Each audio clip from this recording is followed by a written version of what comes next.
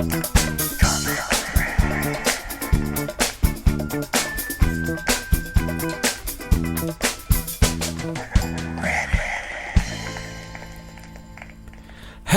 and welcome to Reddit on Reddit, the internet's auditory version of Reddit. I'm Nelson Allingham, joined by Michael Campbell. Now, can I start with a quick thing, Nelson? Will you grant me a quick thing? Okay, I do also have a quick thing, but you go. Okay, well, I just want to know your opinion on this because I'm really split about something, and I wanted your opinion. Okay. It's something I saw. It's something I saw the other day with Stacey doing a bit of a fast and loose maneuver. And I'm like, this is really interesting. So Stacey, she is sometimes like, she doesn't like to always do what like things try and get her to do. Like if something needs to download an app, she'll be like, I'm never going to download that app kind of thing. Right? So, yeah. Society won't tell her how to live her life. Exactly. So a couple of days ago, daylight savings kicked in, right? And then like the next day, we were driving in her car and I said, oh, you've changed your clock already. That was really quick. She said, yeah. Well, no, like time did that. I'm like, wait, what? Yeah. She's like, time did that. Like there was just long enough that now it's right again. It's like, oh, so you've been going the 1 hour out clock. And I'm like, in a way, I respect it because you're like, no half of a year is going to tell me what to do. Thank you very much. But in another way, I don't know if I could live by, I don't know. I don't know if I'm that fast and loose. I have 100% done this many years in a row. It's specifically the car clock. Yeah. It's not any other timekeeping thing. It's always just the clock itself. Because I think that there is, like, it's just a bit harder to change. There's no, like, clear instructions. Some of the buttons say, like, two things. Change the channel and also up the hour. But you're like, but how do I get it to do one and not the other? And so I'm just like, whatever. I'm aware that it's an hour out, you know. I understand how time works. It's fine. It's funny. Like, the car one is the only one I think I would consider changing. Only because I sometimes reference it. Like an oven or a microwave, I'd never change any of that. Because I never use that as a reference point for time. And I think car is the only one that I would possibly go out of my way to change. But I respect this thing of being like, no, I'll wait 6 months. I don't give a fuck, mate. Yeah, exactly. The world revolves around me, not the other way around. Or something like that. Here's my quick thing. I think you'll agree with me on this. But I hate our girlfriends. Okay. Thoughts? I love both of our girlfriends, and we all hang out separately without you all the time. Oh, that explains it. I was going to say I hate them because they're always missing. But now I know why. We never know where they are. They come back and they're way happier. Okay, look, hate is a strong word. So let's say despise. Is that better? No, okay. Because here's the problem, right? It was your birthday yesterday. Happy birthday, Canberra. Thank you. It's my birthday in a few days. Happy birthday, me. Now, in previous years, when neither of us have had a girlfriend, we've gone by this birthday period. I pass you in the hallway. I say, happy birthday. Yep. You say, happy birthday. We go on with our lives. We didn't need to get each other a present or anything. It was just because we knew that we didn't need anything. Would you we say didn't need anything from each other, and it was fine. That our gift to each other every year was a curt nod. We would see each other in the hallway, curt nod. We would acknowledge. And I'd look forward to that every year. But now that girlfriends are in the equation, now obviously you were dating Stacey before I was dating Ellen. Yep. And I know Stacey has like been like, oh, it's Nelson's birthday coming up. We should get him something. And I think you've got me stuff in the past. And I've been like, well, shit, because my birthday's after yours. I thought we were sticking to the don't get each other a present. I gave him a curt nod last I saw him. Yeah, exactly. Yeah, it's been done, Stacey. Don't worry about it. But now I've got a girlfriend. She's like, ugh, it's Canberra's birthday coming up. We have to get him something. And I was like, yeah, I've got it sorted. Okay, not. Yeah. But she has not accepted that. So now I've given you a present, which obviously we're going to be benefiting from as well. Which I think is the only way to do it. That's a real present, isn't it? And something that you can sort of get yourself at the same time. And I will say as well, not to give you too much credit, Nelson, but I do believe it was a day of present as well. Is that correct? Yeah. It was like, on my birthday, what can I get today will also benefit me. Like, if I don't get me wrong, we had thought about it earlier. But then we just didn't actually. I wish we could get it. It's not his birthday yet. Let's think about it. We gave it like 5 minutes a few weeks beforehand, and that was about it. Yeah. And now I presume Stacey will be like, well, now we have to get Nelson a present because he got you a present, and I would just like it to go back to the way that it used to be. The curt nod is all we need. Because here's the thing, and I had this experience when I was like, I don't know, 15 or something. I invited a friend over to for my birthday after going to his. Yep. And he gave me a birthday card, and inside the birthday card was the standard at that time $20 note. Inside. That was the birthday present that kids got at that time. If it's like, you don't really know specifically what to get them. And the note in the card said, here's the $20 you gave me last week. But obviously, it came from our parents, so technically we're still $20 up. The only things that's changed in our life is I don't have my parents to give me the money for the present this time. Yeah. But it's like, this is the metaphor, I think. It's like, I give you $20, you give me the same $20 back. That's why presents are stupid. You should never give anyone a present. That's what I think. Because they're gonna give you a present next time, and then it's pointless. So don't do it. I like to imagine you sitting in a hospital. Say, I don't know, your sister's just given birth or something, right? And she's sitting there with the baby in her arms, and someone comes in with maybe like a teddy bear and a thing of flowers and whatever, and you're like, you idiot! She's already got a kid. She's got something. She doesn't need anything else. What are you doing? You goddamn idiot. You think this baby's going to get you a present in return? Is what I would think. You're down a teddy bear and a bunch of flowers. You absolute moron.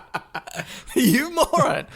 That's how I should play my cards now. I'm refusing to get you a present every year from now on out. But I bet you Stacey will force you to get me a present. So I'm going to be up presents every year. I think I can work on Alan. To force you every year to get me a present. Yeah, I mean, she was the one that said it this time around. Yeah. Oh, yeah. But, I had no doubt of that. When I heard a present was incoming, I'm like, this is the work of Alan. If ever I've seen the work of Alan. Yeah, that's right. Yeah. Anyway, so that's why I despise our governments. And again, I love both of them, and we all hang out together. Yeah, that's right. Talk about what presents to get me or something. I don't know. But anyway, Kimber, we need to get into it because we both, for some reason, want to finish early today. I've got Dota to get to. The World Championships Dota on at the moment. So maybe you're doing the same thing. Yeah. I'm definitely doing the same thing. Yeah. Mm-hmm. Cool. All right, this first one is by Ducky Barnes, and it was in the subreddit Cool Guides. And so this is a cool guide, and the title said 23 Parenting Philosophies and Methods Explained. Wow. I'm not going to go through all 23. That's insane. But I think if anyone can comment on parent philosophies, it's you and I, two childless men. Yeah.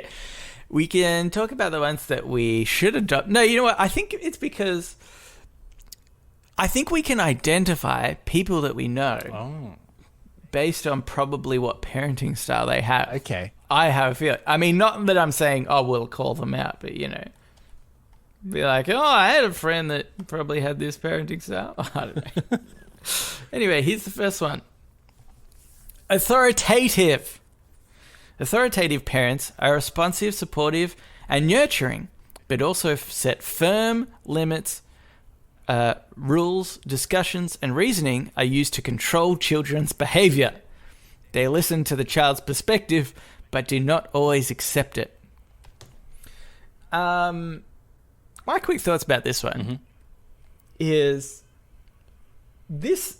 Originally, I was like, that sounds harsh. And I was like, actually, I think this, and we'll go through more of them, and you can tell me, is actually the more logical one of them, which is like, you're supportive and nurturing, but you set like boundaries as well. Yep. I think that's important with kids. You know, it says rule, discussion, and reasoning are used to control children's behavior. I mean, that, like, discussion and reasoning, saying it's used to control children's behavior is a weird way to put it. Because I would feel like if I have kids, discussion and reasoning would be so important to a conversation, you know, of like helping them grow and learn. And they say they listen to the child's perspective, but do not always accept it. Again, brilliant. Your 6-year-old child is not always going to have the right answers. Yeah. So that would be like, say your 6-year-old child runs up and says, Daddy, I'm going to build a space rocket and go into space. You say, okay, well, tell me how you're going to do that. Well, I'm going to get this box over here. I'm going to put a rocket on the back of it. I'm going to shoot up and go, I've heard. Son, there's so many flaws in what you've just said. I cannot accept your logic whatsoever. This does not work. And I need to be authoritative here and tell you that this is an absolute failure of rocket preparation. You haven't planned anything. Yeah. Absolute garbage. Yeah. What are you going to wear when you get up? You know there's no oxygen in space. I bet you didn't, did you? You thought about that? Yeah, oh my God. But also, I'm supportive. So go ahead. And if you don't get up there, I'm going to say, I told you so. But yeah, okay. So here, this is the new thing. What's the best parenting type? From the ones I read, because again, I'm not going to go through all of them. That's just insane. So that was authoritative. This one, authoritarian. Authoritarian parents focus on obedience, control, and discipline over building confidence and comfort. They expect a child to avoid mistakes and obey at all costs. I mean, those are just cunts, though, aren't they? Really. But surely you had a friend that had that kind of parent, right? Yeah, I think this one definitely. I've had a few friends like that. Probably not to, I think, some of the extremes that it can get to. But probably worse in certain countries as well. I think because I think there's obviously not just with this one, but with all parenting philosophies, culture has a big part to do with it. So, but yeah, I always feel very sorry for those kids that have more authoritarian parents. Permissive/indulgent. Permissive parents are generally warm and loving, but hands-off. They do not set firm limits or monitor children's activities to ensure appropriate behavior. Parents may seem more like a friend than parent. AKA the Nelson and Cambo. Yeah, that's the cool parent, isn't it? Yeah, that's the cool parent. Yeah. Kid comes back one day, you're like, where the hell were you? Yeah. I didn't know you were around. Yeah, exactly. Yeah. How many days has it been? Did you bring me anything? Yeah. I reckon there was kids in school that you could tell had these sort of parents, and they were the kids where if you went for a sleepover, you were allowed to watch the MA-15 plus or even R-rated films. It was great. Yeah, those were the good parents. And then they'd come in with all the candy in the world. It'd just be candy for dinner. Yeah, that's how I got to watch. Parents are eating it as well. That's how I got to watch the original Scary Movie, Nelson. I went to a sleepover with a lax parent. Yeah, those are the best parents. As a child, obviously, it's really bad if you are the parent. With film classification, how strict were your parents, do you think? I would say like moderate. Yeah. I would. I never felt like super. Like I can't remember a time where I was like, "Oh man, I really wanted to watch that," and they said no. So I don't know. Well, my dad existed on a sliding scale, so I would say he was pretty moderately like restrictive. For instance, I wasn't allowed to go see Scary Movie when it came out, but if he wanted to see it, it was fine. So, for instance, I remember he was like, "No, you can't go see Scary Movie. You know, it's a bit rude." But he was fine with me watching Black Hawk Down because he's like, "Yeah, yeah, that looks awesome. Yeah, absolutely, we can watch that." Yeah, yeah, that's right. I actually remember one time hiring Ace Ventura with my friend from Blockbuster, and I think it was MA. I think their second one was MA, maybe. Which was surprising.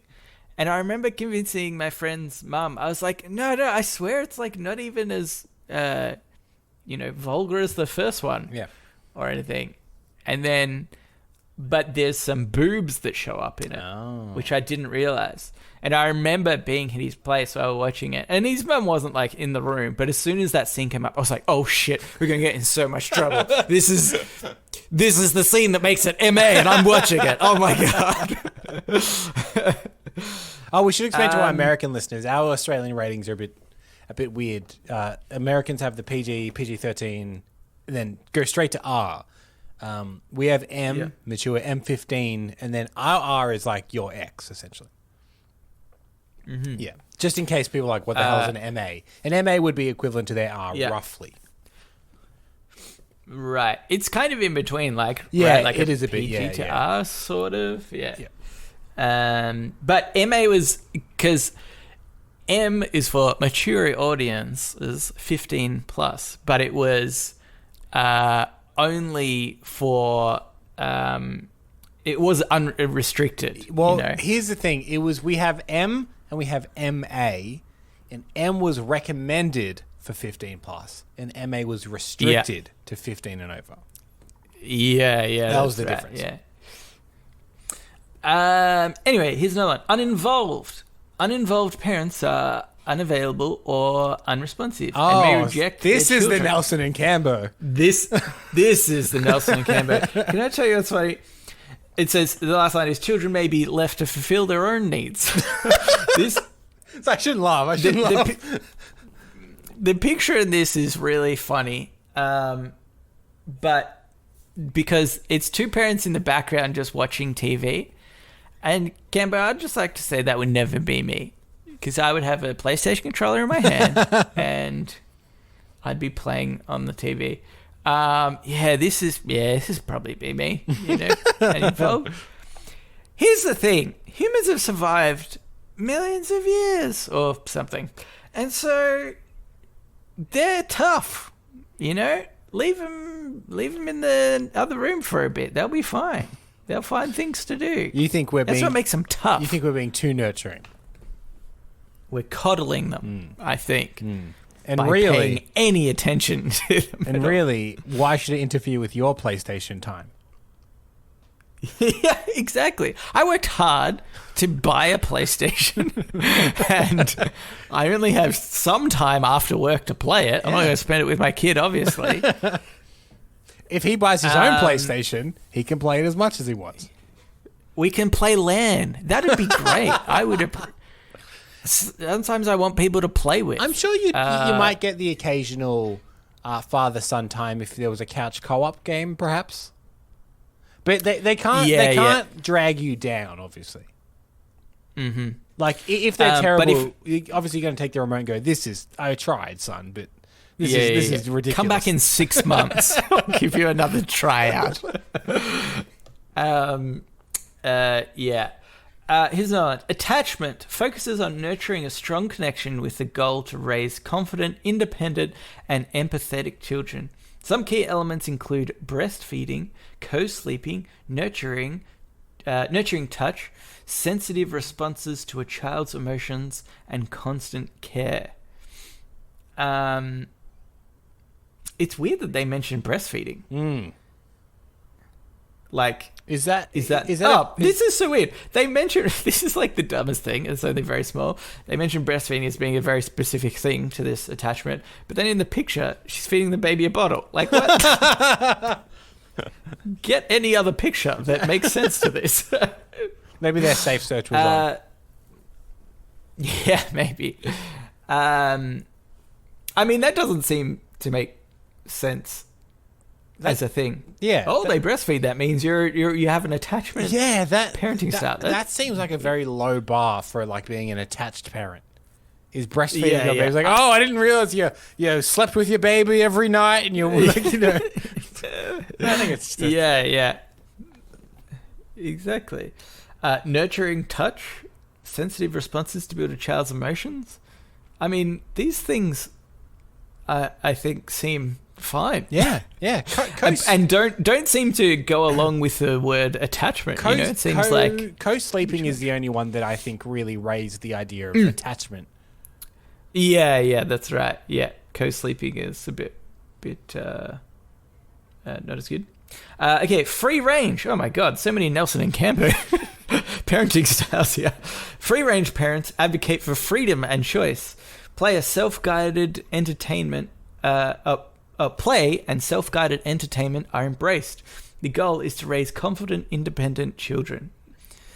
The little picture on this is a kid on a scooter with a rocket on his back. So idiot, we've discussed this already.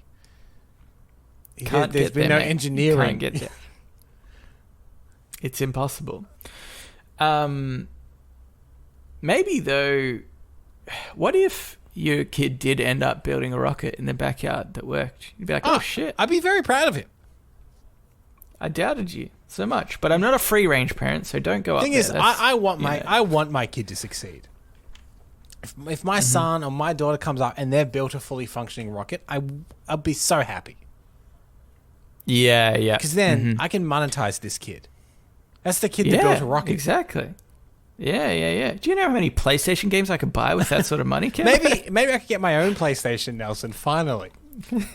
Oh, finally. Okay, I'm going to do one more, and I'm going to skip to some very specific cultural ones. Okay, so the first one is helicopter. Helicopter parents have laser focus on child's experiences, problems, activities, and achievements.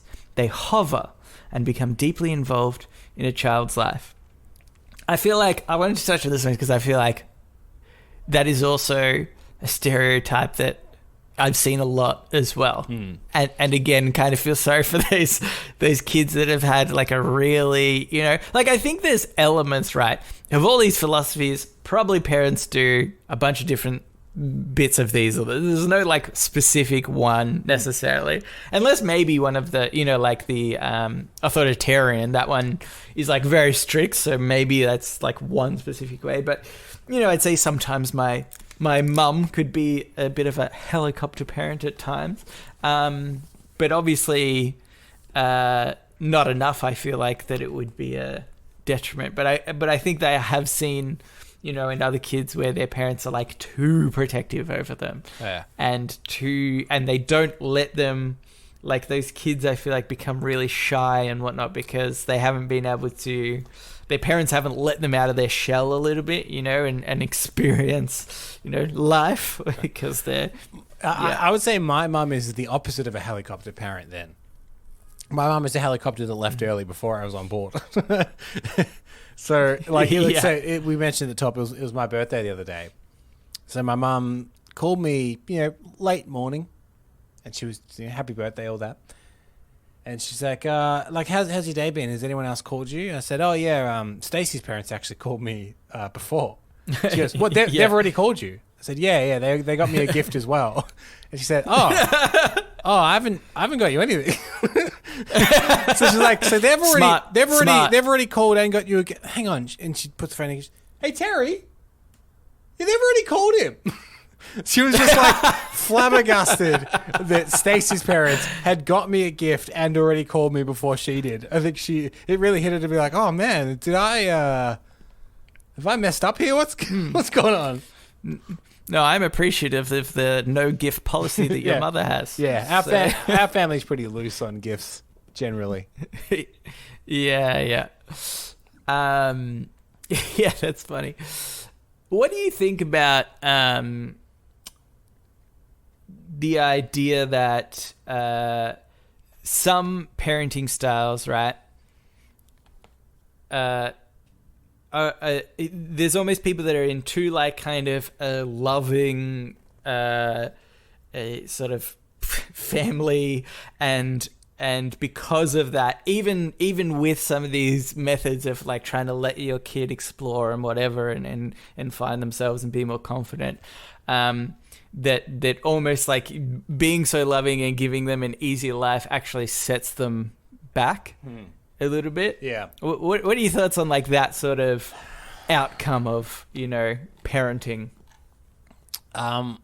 It's the kind of thing I think will be a real tightrope walk between everyone wants to give their kids more than they had, but no one wants to give their kids too much.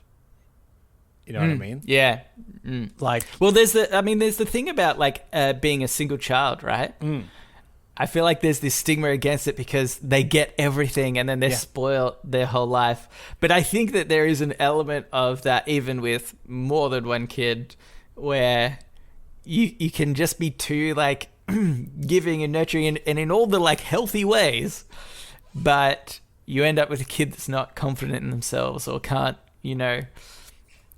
struggle to sort of, like find independence and struggle when they're hit with the real world, basically. Yeah, definitely. I don't know. We'll see. If I have a kid, we'll see how it goes. Yeah, I'll come back in 20 odd years to this show and go, fucked her up. I did not. She went all wrong. I don't know what I did there. It's really messed that kid up. You be a really loving, supporting, what if parent, and I'll be the one that plays the PlayStation in the background for my kid. Yep. And we'll see who comes out on top. We'll see what's what. But it is like surprising, right, when you hear stories of, and I say this only because they're the lives that we hear about the most, but like celebrities that have had really shit upbringings and they've like struggled to get to where they go, to be at the point that they are. Like there are so many people like that, musicians as well, like as well as, actors and whatnot. And I just think that's not totally a coincidence.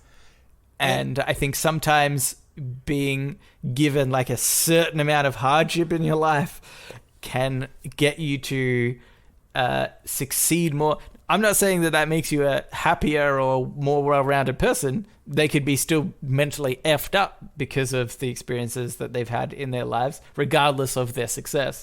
But, that correlation, I think, between success and having some of these hard times, I think, Yeah, and there's also is prevalent. There's the other kind of celebrity parent as well that can mess kids up in other ways. So I don't know if you're familiar with, there's an actress called Thora Birch, and in the late 90s she was really starting to become popular. She was in movies like American Beauty and stuff. So she was like on the rise as like a quite an exciting young actress, and then she kind of like disappeared and she's not really in stuff anymore. And the consensus seems to be that it's because she was like underage at the time and very young, so her dad had to always be on set, and her dad was a nightmare to deal with. Right. Like just demanding to be on set, telling the directors what to do, all this kind of stuff. That eventually, by no fault of hers, they were like, "Don't hire her," because her dad will just come in and mess. Like, there's also that kind of parent where he's obviously just like so obsessed with his daughter's success that he actually ruined it by being too involved. Yeah, that's right. Yeah, it's funny. It's interesting. Anyway. I wanted to go over some cultural ones. Let's just quickly do some. It's going to be a short episode. We've spent 1/3 of the show. Don't you? Oh my God. It's like, okay, no, F this. Just by the way, there's interesting stuff in Denmark, Norway, Finland, Japan, China, Africa, Kenya, and France. But you'll never hear them on this podcast. We don't have time for it on this podcast. We've got stuff to do. Move on.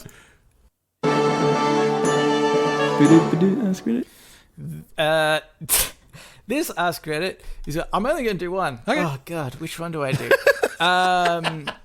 Really stressed you out. I can't believe how long this episode's been going for. Okay.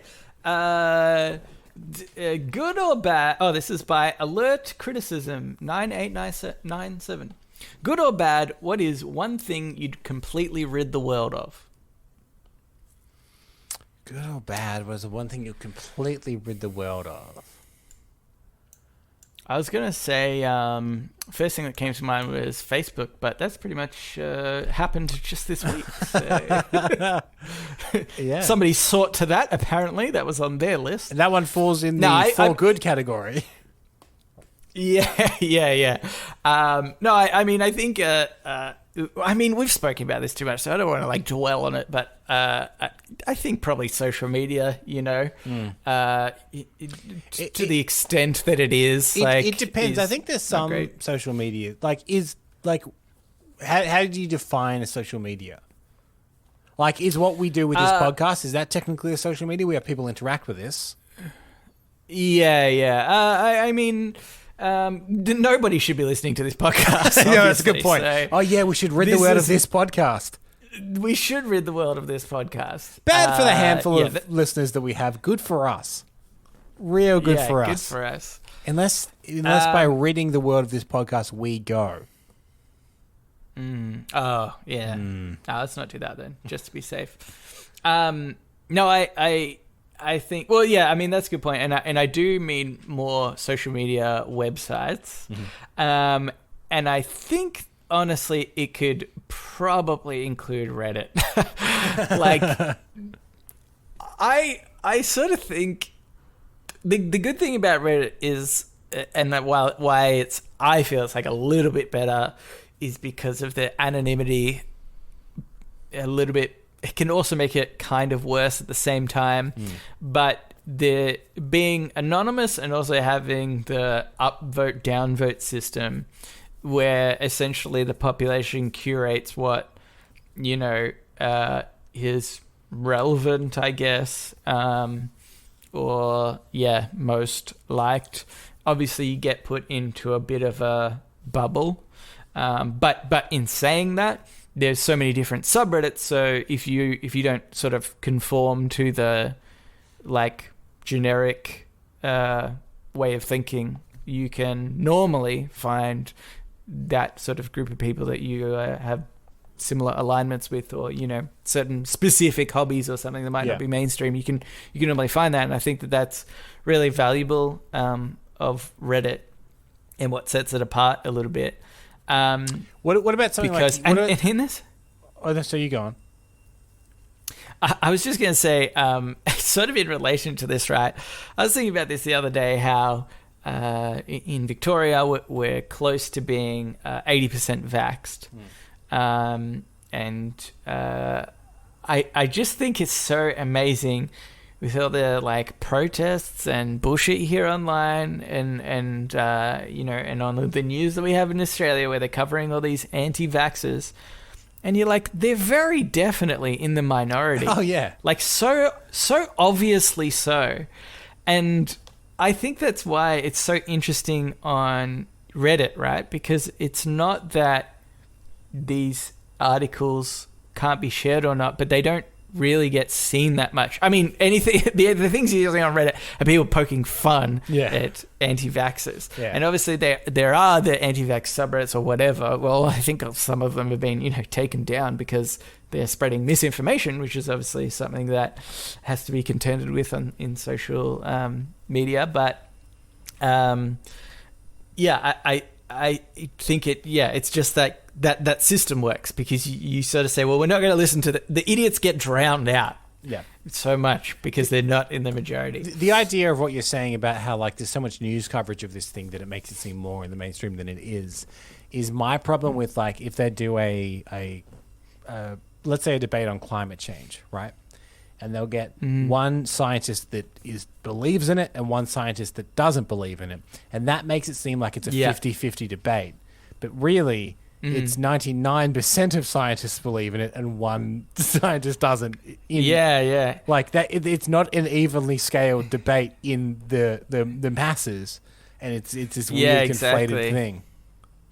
I think we spoke about that John Oliver episode on the podcast previously, where he gets that 99% of scientists, or 99 to 1 to like have an argument, and you're like, this is exactly the problem, and it's and I just feel like, so Reddit. I mean, I know I was saying at the start of this is maybe one of the social media websites that shouldn't also exist as well. But it does have sort of some integrity there because it's not a news site, and people can share from news sites. But if it's useless and bullshit, and then it gets filtered out, kind of thing. I would say YouTube can stay, but comments can go. yeah, that's good. Yeah. Get rid of the comments on you. I remember, I think I might have told you this, like when I was in a jazz band in high school ages ago, one of our band members uploaded a video of us performing on a stage, and like years later, he got a inbox message saying there was a comment on that YouTube video. He had a look, and there's some guy that's like, "Huh, you guys fucking suck." Yeah. And it's like we're like a bunch of pimply nosed teenagers. The recording was like very poor as well. Yeah. It wasn't some like good production. It was just one song where the sound's not very good either.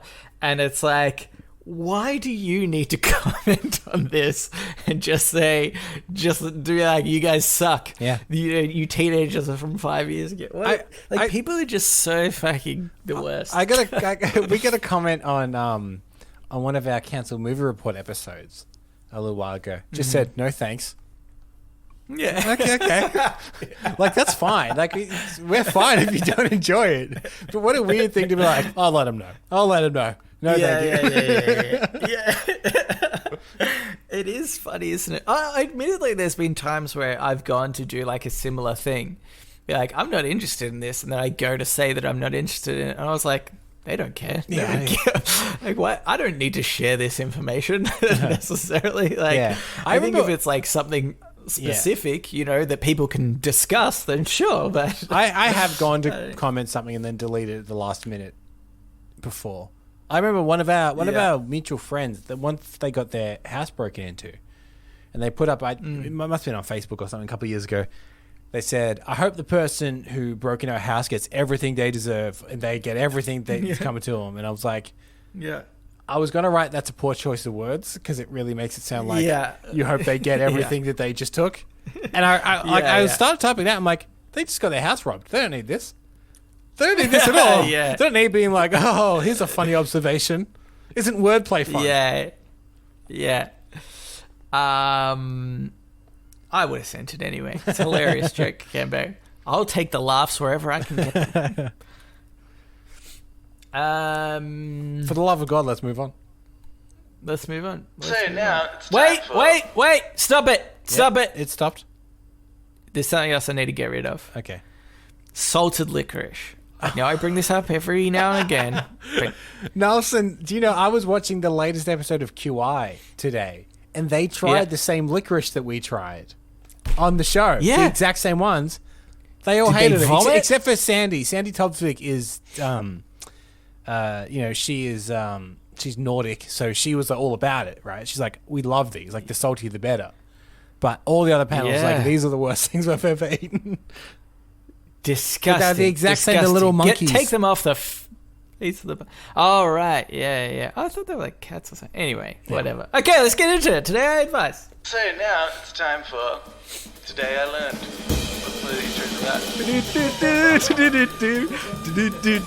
Today I learned. And also sometimes advice. This Today I Learned is by Warlord Dark Doom. I don't know, I find that so funny. I think there's somebody that's just like, I'm going to try and have the most badass name ever. Warlord Dark Doom. It would be funny if this person is a legitimate, like, warlord, done atrocities. And we're just laughing at we're just laughing at their username. Bring it on, Warlord Dark Doom. Today I learned that screensavers were originally created to save CRT screens from bringing an image into the display due to prolonged, unchanged use. Can be this. So you go. Sorry, you go. Well, I was going to say, it's funny, like, screen burn seems like it was such a prevalent thing, like, in the mid-90s. to early 2000s, especially with like computer screens and plasma TVs. And I think there is maybe a generation that has never forgotten the horror of it. So I remember when the TV that we have here, it's called the frame. So the idea is that when you turn the TV off, it looks like a painting on the wall or something like that, right? So there's always an image displayed on it, kind of dimly lit, looks like a picture. Yeah. And my mum was horrified at that idea because all she can remember is the screen burn from like our childhood. Yeah. She's like, oh, you could never. No. You shouldn't leave it on. You shouldn't leave it on. I'm like, Mum, it's designed to do this. If it got screen burn, do you think that they would release this product? She's like, oh, but you never know. You take it back. You never know. Oh, yeah. I'm sorry. I didn't mean to laugh at your mum, but that's just very much specifically something that I think our parents would say about something they don't know. No, but you never know that. Yeah, but you kind of do. You kind of do that. You always knew what channel you had watched the most at home, you know, because that logo was always burned into the bottom of the. Do you think that ever caught anyone out? People of our generation living in Australia watching a bit of late night SBS, Nelson. For those overseas, men know late night SBS was known for maybe a foreign film that had a bit of nudity in it from time to time. And sometimes you'd sneak and watch a little late night SBS if no one was around. I'd catch a nipple or two. It was pretty good in my youth. There are very few things that I think make me feel really old. But this was absolutely one of them. Somebody said, today I learned the Screensavers originally created to save CRT screens from burning. Like, yeah, this is my... Like, it wasn't a thing that I had to think about or like I needed to learn. I knew this thing from so many years ago. Why did you think they were called Screensavers? Yeah. Like they're designed to save your screen. And nothing will save your screen better than an animation of some pipes slowly twisting around each other. Yeah. Or a little ball that you are so sure is going to get into the corner of the screen. But or a DVD logo on certain DVD players. Yeah. And every time it hit it would change color, and every time you're like, it's going to go right into that corner finally, and it never did. I remember there was actually all the rage at one point where they had created screensavers that were actually just games. Oh. So... But it was the dumbest thing because I'd set the screensaver up and then I'd wait until the screensaver came on so that I could play the game. But yeah. Actually, funnily enough, I had another experience. This is a little bit off topic, but just about things that made me feel old. Mm-hmm. It was actually really funny. I went to tennis. This was just yesterday. I went to tennis. And one of the coaches, he's a bit younger than me, but I wouldn't say by much. So I'm, 30-something, one. You're about to turn 32. Yeah, cool. Thanks for that. And I'd say he's like mid-20s maybe. And he said to me, oh, what's with your hair? And I was like, oh my God, he's going to talk about how my girlfriend cut my hair. And because you can tell that there's like one weird long bit about it. And I was like, oh man, it's so funny. Oh, my girlfriend cut my hair. And he's like, oh, no. There's like something stuck in your hair. I was like, what? He's like, yeah, it's like white. I was like, oh, no. Those are grays. I have gray hairs. And he was like, oh, I'm so sorry. And I obviously, naturally, I made him feel really bad about it. I was like, oh, sorry, I'm not as youthful as you. But yeah, I've got a prominent patch at the front of my head. You've got like a Jay Leno. You know how Jay Leno had that one swipe of grey in the front of his head? That's what you've got. Yeah. I reckon if I styled the right way, I could definitely get that same sort of grey thing going like him. Should we move on? Oh, now are we going too fast? No, screw it. Let's move on. I don't give a shit. Shower thoughts, shower thoughts, shower thoughts, shower thoughts. Can I just say, nothing encompasses our show better than the phrase you just said. Now let's move on. I don't give a shit. Yeah, that's right. I've got Dodo to watch, Amber. Okay? It's more important than these listeners.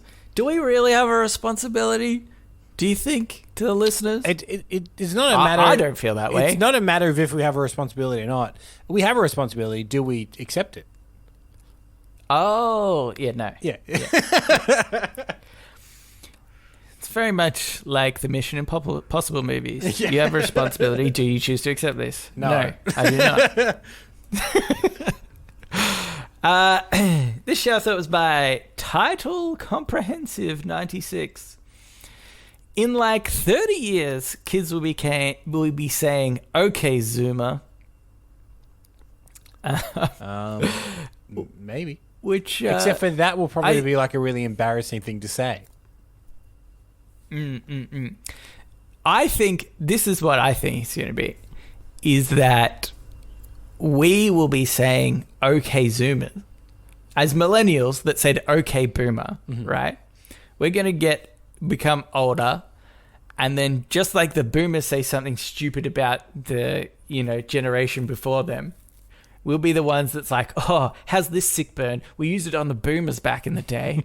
We're going to say, "Okay, Zoomer," whenever a Zoomer does something that's, like they mention a Fortnite dance or something. Yeah. And we as the millennials are going to think that we're the coolest shit ever by coming up with this "Okay, Zoomer." We've repurposed it. I wonder what the telltale signs of a Zoomer will be. Because I read a thing recently-ish, which is like things that Zoomers are like, they are always like, that identifies a millennial right away. I think one of them was like being obsessed with Harry Potter. They're like, right. if people are like, "Oh, I'm a Gryffindor" or whatever, they're like, that's a real millennial thing. Like, no other generation gives a shit about that except for this one generation. Or like Pokemon and stuff like that. That's actually a really good one, I think. Harry Potter. It's like right in it's like smack bang in the middle. This is why your grey hair notwithstanding, we pass as Zoomers because we also don't give a shit about Harry Potter. Yeah, that's right. Yeah. No, I liked it quite a lot in the day, but not so much. I wasn't not obsessed with it so much. Do you know anymore. what house we you're have in? a friend of ours got? Well, I mean, I don't know. I'm in the best one. I dropped out of school. Whatever the best house is, I'm the captain of that house. We have a friend who got a tattoo of the Deathly Hallows. I'm not sure if this... Oh, it is. Yeah. I was going to say, I'm not sure if this makes sense, but I think it was the symbol of the Deathly Hallows. Yeah. And that could have been really just something that didn't make sense at all. So I'm glad that you confirmed that. But that's so weird to me. I can't ever get involved in something. I mean, that's just my personality in general, I think. There's very little that I'm like super invested in all the time. Except for Buffy the Vampire Slayer, but that's only because it is a marvel of the world and should be known to everybody. You do have that sleeve tattoo that's dedicated to Buffy the Vampire Slayer. You've got all the characters up your arm. Yeah, that's right. But I'm normal, so it's fine. This one's by Chaos Giant Memes. When you pass away, you can still tell your life story to people by writing a biography about yourself online and then place a QR code for people to scan on your tombstone. I don't know if you've seen that this actually already exists already. QR code. I think I saw on a tombstone, and it links to your like a biography or a obituary. Is that what it's called? Yeah. And I think in Japan, I think I heard it was there. What are your thoughts on this? This is an idea. Dumb fad. Like, your mission in life should be to live a life that you don't need a QR code on your gravestone. Everyone's like, "Oh, we've fucking heard of this guy.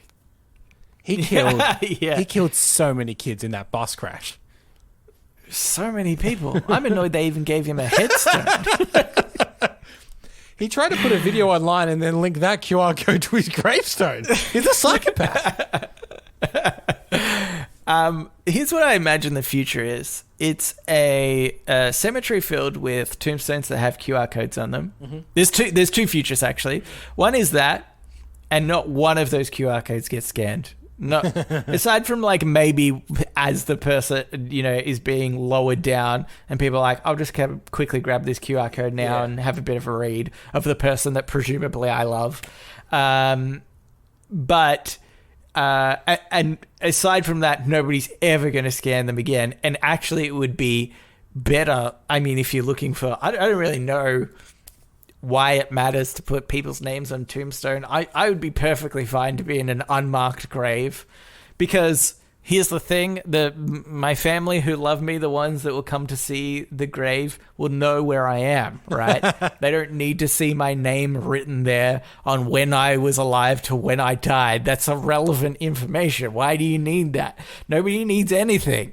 It's like, what are we holding on to? Oh, that was his name. My husband that I loved for 40 years. Oh, his name was John Smith. When did he die again? There's the year that he died, of course. There's the year and date that he died. Yeah, that's good. We don't need these things. So a QR code with people's, biography, nobody's going to be bothered to look at that at all. It's just going to be, it may as well be a tombstone with nothing on there. Here's my question about the QR code. Obviously links to a web page, right? Web pages have upkeep fees. So yeah. How long does your family keep your webpage up? Yeah, if you've been dead 10 years and they're like, and you get that email being like, oh, your domain's about to expire, pay $20 to renew it for a year. They're like, if anyone was going to go to the website, they will have gone to the website. So I think that in the future, you're just going to get a bunch of 404 links, like 404 errors to web pages that are no longer there. Yeah, that's good. Do you know what? I'm going to have a QR code on my tombstone that just links to Google. That'll never go down. Actually, you can. Can't you do a thing where the link is like you send somebody a HTML link and all it's done is it's like searched what you want to search, or it's like put in the search bar the word that they need to search. It's kind of like you're an idiot. You could just find out online. Uh-huh. So I'll just do that, where what it inputs into the box is just Nelson Allingham. And so Google, for everybody out there, presumably that, function will still sort of work. Would you? But yeah, I mean, that was my theory for the other future, was that not even QR codes will be relevant. Like, people won't even be able to physically scan QR them. codes almost went out of existence before the pandemic. They were so close to going out of existence. Would you waste money on a joke? Would you buy a web page for a couple of years, and when you go to it, it says 404 error, Nelson is dead? Yeah, that's good. Yeah. I think it'd be good. Or like have a video recording of you that's really pixelated, being like, "Hello, this is the consciousness of Nelson Allingham. Before my death, I uploaded my consciousness to the World Wide Web." Actually, I've got a better one. It links to a 24-hour looped video of me pretending that I'm stuck inside a coffin and I'm desperately trying to get out. Help! I'm not there. Help. Oh my god! I'm not there. Oh my god! All I've got is this flashlight and the phone that's recording. Oh my god! I hope somebody's getting the signal. That's pretty good. That's pretty funny. Yeah. Okay. Here's it. I don't know how we going for time now. No, screw it. Let's move on to podnapping. Oh my god! I'm being podnapped. Podnapping. This is Podnapping, where we nap a pod. We take a topic of conversation or a segment from another podcast, and we do it ourselves. Kev, I was actually inspired by yours from a couple of weeks ago, I think, which is you gave me some fake names of celebrities. Oh, no, you gave me their real names. Oh, yes, yeah. I don't know if celebrities go fake names. They're fake if they're not real. So fair enough. My logic. And I did pretty poorly at that, but that's not the point. It gave me the idea for this one. I think you will probably do a lot better than this because movies is your thing. So I'm going to give you titles of movies that have a different title in either like another country. Yep. Or it might be a remake with a different name. Okay. But it'll be like an exact remake. It won't be like No Strings Attached and Friends with Benefits. Mm-hmm. They're different. It'll movies. be like an actual remake of that. Yeah, but they were like, the same sort of thing. But like the studio didn't go, let's remake No Strings Attached. I think they were just this weird parallel. Like that happens a lot, but they're not. Yeah, they're not remakes of the same movie necessarily. They're just similar movies. Yeah. Okay, so the first one is I'm not sure which one to give you. Actually, I've decided. Oh well, you're gonna get this one anyway. I'm always going to do to the left, no matter what that is, on my little thing that I've got here, on the website that I went to, obviously, because I didn't put much effort into this. I just went, which movies have different titles for the same movie? So the first one is 13 Going on 30. Yes, known in Australia as Suddenly 30.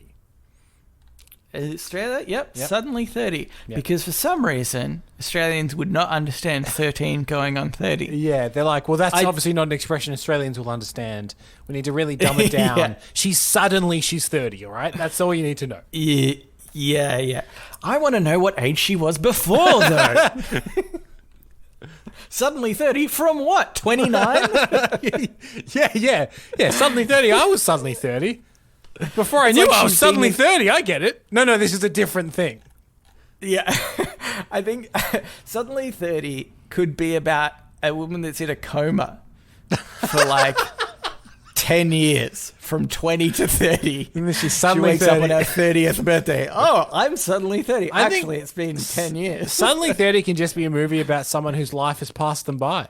Like, I've done nothing and suddenly I'm 30. This is crazy. Oh my god. Yeah. The setup is like all their school friends have like done, gone on to do wondrous things. This is good. Let's start writing this down, kid.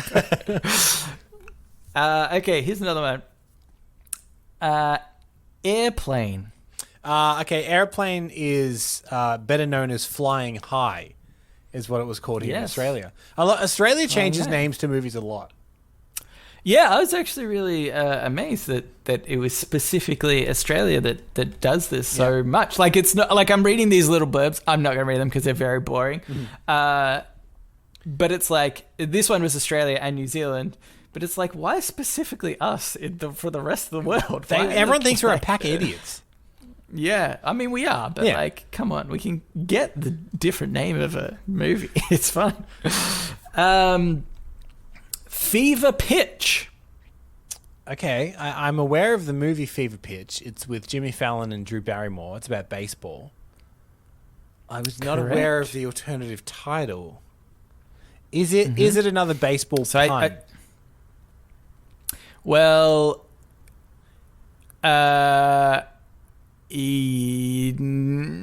it's not. It's not. Like I'm saying, is it something like home run? Like, is it something you could? Okay, I'm going to say yes definitively, but I'm going to give you some more information afterwards. Okay. So. No, it is. Sorry, it is. Never mind. It definitely is. I actually read something a little bit incorrect. Okay. Fever Pitch. I don't know. Love on Home Base. Oh, not even close. The Perfect Catch. It was called. Yeah, okay. That makes sense. I've realized why now. I read some of the information wrong. So in the UK, they changed it to that, The Perfect Catch, because Fever Pitch was an adaptation of a British movie that was about soccer. And so I think the Americans adapted it to baseball, and then they had to change the name again or something some weird reason like that. Yeah. They're changing the name because something else already exists is a pretty common one. Not to spoil your list, maybe this is on it, but we had that thing with the movie Neighbours coming out here in Australia because we had the popular TV series Neighbours, so they had to change the name of the movie Neighbours. Yes. Fuck you, Cambo. It is on the list. Anyway. Which is funny because although... Okay, I'm going to give you this next one, actually. Harold and Kumar go to White Castle. Also known as Harold and Kumar get the munchies. Yeah, good work. Yeah. You are good at these. God damn it, I knew I should have done something else. Yeah, that was because a bunch of countries didn't know what White Castle was, I believe. That's right, yeah.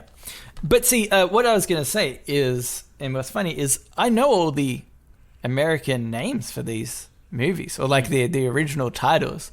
I find it weird that, like, I wouldn't have, if you had given me this question, I wouldn't have got Harold and Kumar get the munchies. But I absolutely know Harold and Kumar go to White Castle. Well, so it's funny I believe it's like, it was called Harold and Kumar go to White Castle here in Australia. For some, like, even though we don't have White Castle, I don't think they changed it here. For here, they didn't change it for us. Yeah. But they changed it for other... Yeah. Oh, okay. Yeah, sorry. That might be true too. Yeah, okay. What's weird about that movie, by the way, is they filmed that movie without the permission of White Castle, and then afterwards had to get White Castle to sign off on it. What a risk. That's nuts. What a risk that is. Yeah. I mean, I guess they'd only really have to reshoot like the ending scene and maybe the first scene where they say, let's go to Burger King or something. Yeah. Yeah. Okay. Harry and the Hendersons. Harry and the Hendersons, John Lithgow, Bigfoot movie. I don't know what else it's called. Bigfoot and the Hendersons.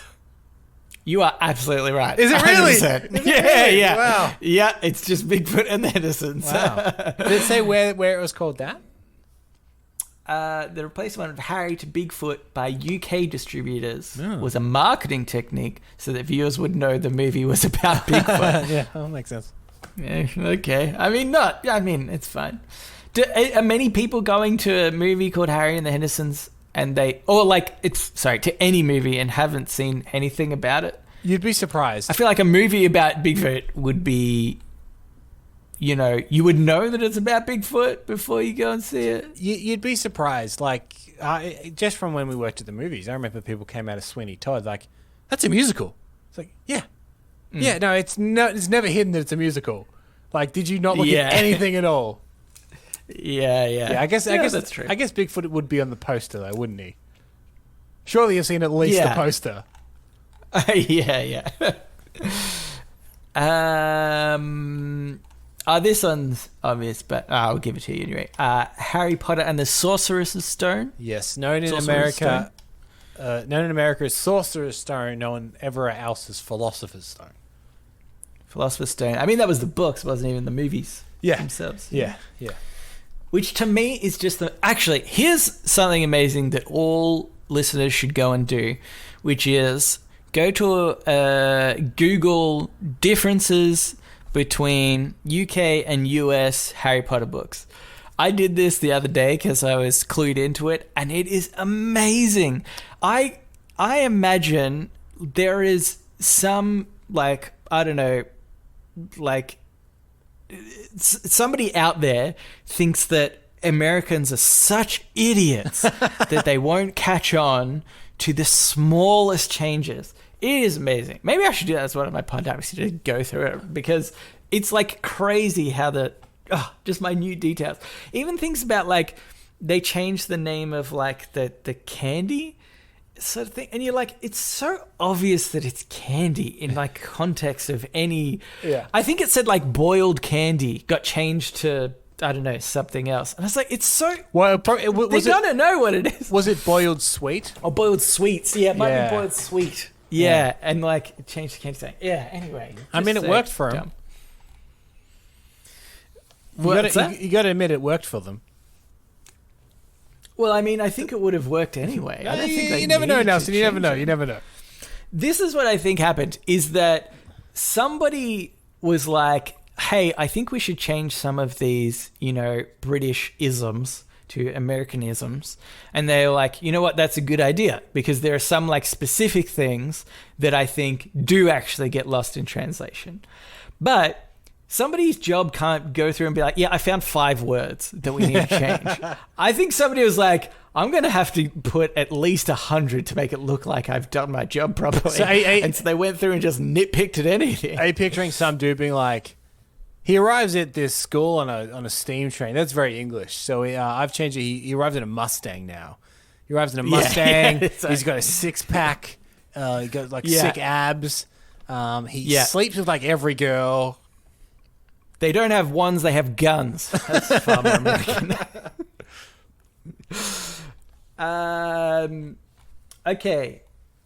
The next one, I'm going to give you, I think, the Australian one. You get this one anyway. Die Hard 4.0. Oh, yes. Good Day to Die Hard is what it's known as originally. Incorrect. Oh. No. I think that's the third way, isn't it? Third one. No, Die Hard. Or maybe that's the fifth one. Oh, maybe you're right. Okay, no, so Live Free, Die Hard then. I think I had them the wrong way around. Live Free or Die Hard. Yeah. Yep. But yeah. Yeah, no news. Die Hard 4.0 for some reason. 4.0. What? I mean, I get it. It was about computers and shit. Yeah, and I think that would try. I mean, Live Free or Die Hard has a really cool sound to it, though. Yeah. I don't know why you went from Live Free or Die Hard to Die Hard 4.0. Yeah. I feel like if you went from Die Hard 4.0 to Live Free or Die Hard, that's a cool change. Yeah. But it's like the movie Edge of Tomorrow, the Tom Cruise movie Edge of Tomorrow. The original title of that movie is All You Need Is Kill. I'm like, that's such a cool name. Edge of Tomorrow is so boring a title. All You Need Is Kill. Are you kidding me? That's the coolest bunch of words I've ever heard. No, I think the coolest bunch of words I've heard is Warlord Dark Doom. Oh, yeah, that's true. That was the coolest bunch of words. The next one, you'll never get this. Neighbours. Oh, yes. So Neighbours, here's the problem with the movie Neighbours, is they were releasing it here and they're like, oh, but we have the hit television series Neighbours. We need to somehow differentiate this movie Neighbours from the hit television series Neighbours. And someone goes, what if we call it Bad Neighbours? Yeah. So they're titled Bad Neighbours and Bad Neighbours 2 here. Or Bad Neighbours 2.0 to make it sound cool. Yeah. Yeah. Because originally it's called Live Free or Bad Neighbours 2. Yeah. Do you know what? Rewatch Bad Neighbours. And the second one, which I hadn't seen before. Mm-hmm. First one, at least. Actually, a really good movie. Yeah, we rewatched it recently as well. I sort of thought that it would be one of those movies that I rewatch and I'm like, oh, this isn't that good. It's a bit cheesy and it's crappy to it, but it's hilarious. It's There's pretty a lot funny, of really funny lines in it. Yeah, really good. Pirates of the Caribbean, Dead Men Tell No Tales. Oh, you're talking about Pirates of the Caribbean, Salazar's Revenge. Yeah. I much prefer Dead Men Tell No Tales. Here's the problem with this, okay? In the movie, right? Because the original title was Dead Men Tell No Tales, and certain countries got it as Salazar's Revenge. In the movie, the way that it happens before the title is one of the characters goes, and remember, Dead Men Tell No Tales. And it zooms out, and then Dead Men Tells No Tales come up on the screen. Which, presumably then in a different country, he goes, Dead Men Tell No Tales, and he goes, Salazar's Revenge. They don't match up anymore. No. What he says is, remember, Salazar's Revenge. I think that's... Yeah, that's good. But it's badly dubbed. And remember, Salazar's Revenge. Okay, I've got just two more for you. Yep. The Avengers. Avengers Assemble. Yeah. Yep. I know the reason behind this one as well, because similar to Neighbours and Bad Neighbours, England already has the Avengers. It's a 1960s TV show. Right. Yeah. Was anybody going to get confused? The Avengers came out way after the whole Avenger universe had been, They did make an Avengers movie in 1997 with Ralph Fiennes and Uma Thurman, which was not good, not a good movie, but I think it's quite a British institution, the Avengers, as it's quite a well-respected British TV show. So I think now I don't think you'd ever get away with it. I don't think you could ever be like, oh, I don't know, is the Avengers big enough to really take over that name? Yeah. Okay, I'm going to give you one. I'm not sure which one to give you here. But I was very surprised about this one. This is why I want to do this one last. Yep. I'm going to give you I'll give you the American version. Okay. No, I'm going to give you the Australian version. Okay. This is the Australian version. Mm-hmm. I was very surprised about this. It's called Champions. Champions? Yep. Just called Champions. I don't even know if I know this movie. I mean, maybe I know an extremely famous movie. Maybe I know the I American was blown away. title. Champions. You would absolutely know that. I can guarantee you, every single person listening to this podcast, regardless of age, maybe that's a bit of a stretch. Okay, maybe some younger viewers might not know, but most people will know of this film. I have never heard it called Champions in Australia, but it is. They're saying in this little blurb, it's specifically in Australia. It was changed to this. Wow. I thought you were going to give me The Rundown as the last one. Was that on your list at all, The Rundown? I don't know. I didn't go through all the list, Camper. Champions. Is it like No, Rocky or something? Nope. There's more than one. There's more than one Rocky. I still think it's Champion. Rocky. No, more than one champion. Champions. Several champions. Okay, so it's a team sport. I don't know, a league of their own. No. Young kids. Mighty Ducks. It's the Mighty Ducks. No, it's not. It's not. It's not at all. I've never heard that called Champions. Apparently in Australia, they changed it to Champions. Wow. Yeah. Well, so distributors were worried potential ticket buyers would think the movie was about ducks and not a hockey team and wouldn't want to see it in theaters. Wow. Never ever heard it called Champions. Yeah. Interesting. Can I say the only reason I thought that you might have ended with The Rundown is that's a movie that here in Australia was called Welcome to the Jungle. It starred The Rock. It was like a jungle adventure movie. And they only changed it in Australia for some reason. So we always like movie with The Rock in the jungle, that's Welcome to the Jungle. Then, because no one gives a shit about Australia, like 15 years later, The Rock made a Jumanji movie called Welcome to the Jungle. So here in Australia, there's two movies with The Rock in the jungle on an adventure called Welcome to the Jungle. Yeah, that's right. Anyway, we should move on. Yes. You know what? I just saw one last one. Zootopia. I've never seen Zootopia. I haven't either. I feel like I'd enjoy it. Yeah, I've heard it's good. Disney film. Zootopia. Is it called, I don't know, Sad Animals? It's called Zootropolis in the UK. What?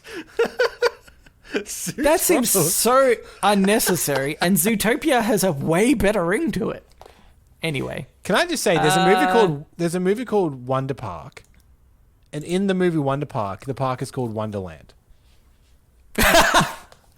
That's annoying. That is so annoying. So annoying. Anyway, we need to move on. Anyway, okay.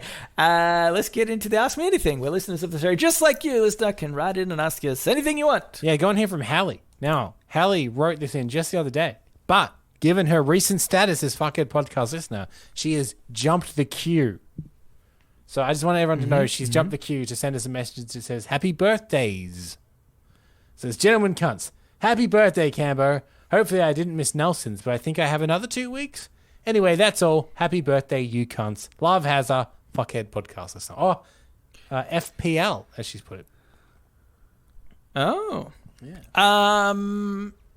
Here's what I like about this. No mention of presents. She didn't get a present. We're not going to be guilted when it's Hallie's birthday and we have to, think, oh, what should we get Hallie? I don't know. So good. I will say, Hallie, for that. Yes, it was my birthday. Nelson's is coming up. We are just shy of a week apart, I think.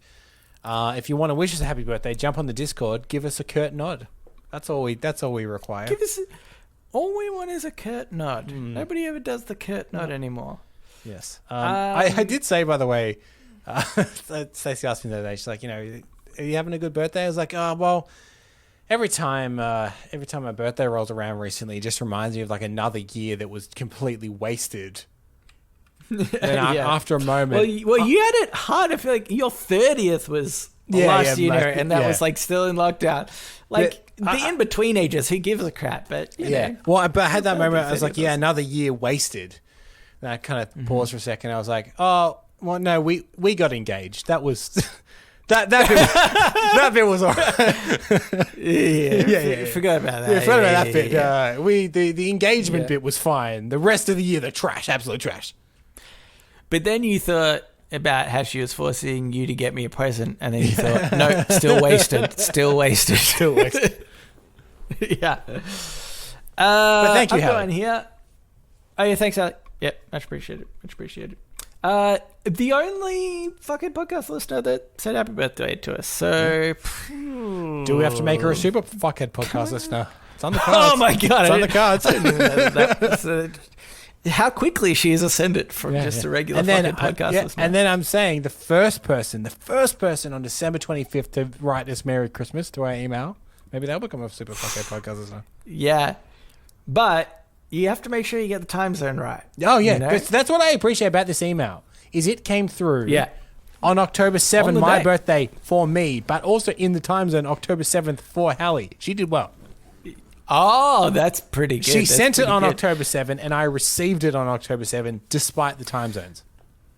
Does that mean that we appreciate somebody more that sends it to us at midnight on December, their time, because it would still technically be Christmas our time? Or do we want it midnight Christmas our time? Yeah. I think we want it midnight Christmas our time. It puts the Australians at a disadvantage. Yeah. We want if they can't get the double whammy. We want it midnight Christmas our time. Yeah. Okay, there we go. Is that so hard? Okay, here's another one. This by Liz. Now, the subject of this was Tell Us Post. Okay. Now, Liz, I think she wrote in last week or the week before or something, and she's going through a backlog of episodes. So what I'm saying is, cut her some slack, because this was specifically what we asked for. She said, "Hi, on episode 216, Nelson commented about the Nations of the World song on Animaniacs. I was deployed with the military a few years ago, and someone had this song on the shared music drive. So in my downtime, I totally learned the song and can still sing about 3/4 of it. Thanks again for the endless laughs, Liz." Thank you, Liz, for that. Tell us anything. Yeah. Because that's what we asked for. That's what we asked for. I realized can't fault you on it. We didn't put a caveat of like, hey, Time. in 6 months, if you're listening to this, we don't want to hear those things. If you're listening to this episode years and years ahead of when it came out, and you remember the other episode, still send it in. Yeah. Tell us anything. Tell us anything. You may as well. It's funny because, I have the same experience. I tried to do the Mind Palace thing. Oh, right. Because I got into, I don't know, I watched a TED Talk, I think, of some dude who did it. And so then I, funnily enough, tried to do it with countries as well. Countries and I think like territories and other weird things. And I reckon I can get about 3/4 of what I learned, although I didn't get all the way to the end. So, but I think it's like it's like a weird ability, I think, to be able to name almost every country in the world. Don't you reckon? Yeah. I reckon it's like a cool thing to just pull out in your arsenal in everyday conversation. You know? Like just a long list of names with no interruptions between.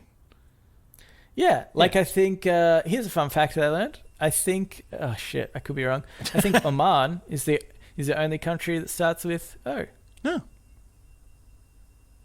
Nobody fact check that. You're lucky the Ottoman Empire no longer exists, Nelson. Nobody even actually think about it right now. Don't even start thinking about other countries. Just in case. Anyway, so that's it. Thank you, Liz and Hallie, for writing in. If you would like to write into us, you can do so. Reddit podcast, READIT podcast at gmail.com. Yep. You can also reach us at Facebook, Twitter, and our subreddit. They're all READIT podcast. That's, of course, if Facebook isn't down. Or Twitter. Maybe the world will go down this next week. We're not on Instagram because we knew it might go down one day. And now who's laughing? We were prepared. We are the kings of the castle. We're practically the only podcast left that hasn't been destroyed by the adage, the off time of Instagram. That's it. Rate us and subscribe stuff. Anyway, Campbell and I have got Dota to watch. Thanks for listening, and we will read you later.